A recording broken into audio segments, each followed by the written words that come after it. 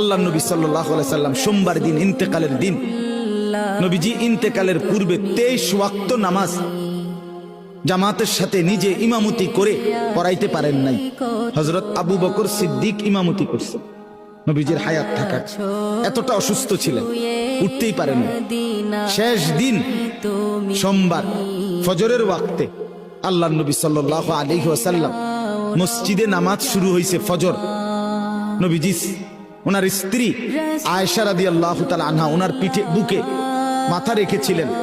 নবীজি বললেন, আয়েশা আমারে সোজা করে বসাও, আমার হুজরার পর্দা সরাও, আমি আমার সাহাবীদের ফজরের নামাজের দৃশ্য দেখব। নবী সাল্লাল্লাহু আলাইহি সাল্লামের রওজা মুবারক এখন আপনারা যারা গেছেন তারা তো দেখছেনই, একেবারে যেখান দিয়ে নবীজির রওজায় আথার, এইটাই মসজিদ, এটা লগে দিয়েই মসজিদ। তো নবী সাল্লাল্লাহু আলাইহি সাল্লামকে আম্মা জান আয়েশা নবীজির বিবি এরকম কনুইর মধ্যে ঠেস দিয়া বসাইছে, পর্দা সরায় দিছে। আল্লাহ নবী দেখলেন পুরা মসজিদ ভরা। ফজরের নামাজ কোন নামাজ? জোহরের পরে যেটা পড়ে ভোরে। কোন সময়? ভোরে।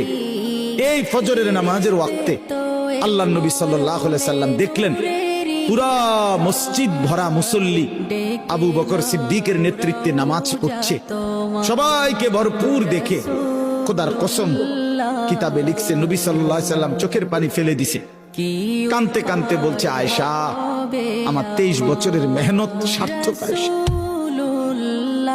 আমি বহুত কষ্ট করেছি রে আয়েশা, গত 23টা বছর আমি পাথরের আঘাত সয়েছি তায়েফে, আমার দান দান শহীদ করছি, আমি পেটের মধ্যে ক্ষুধার কষ্টে পাথর বাঁধছি, আমি কত রাত খাই নাই, কত দিন খাই নাই, অভুক্ত আমি রাত কাটাইছি, দিন কাটাইছি, পাথরের আঘাতে আমার পিঠ চালনির মতো ছিদ্র ছিদ্র হয়ে গেছে, আমার রক্তে উহুদের জমিন ভেসে গেছে, আমি ক্ষুধার কষ্টে 2টা পাথর বাঁধছি, এই যে কষ্ট করছি আয়েশা, আজ আমার উম্মতকে দেখলাম ফজরের নামাজে মসজিদ ভরা নামাজে আসছে, আমি খুশি, আমি সার্থক, আমার মেহনত সার্থক।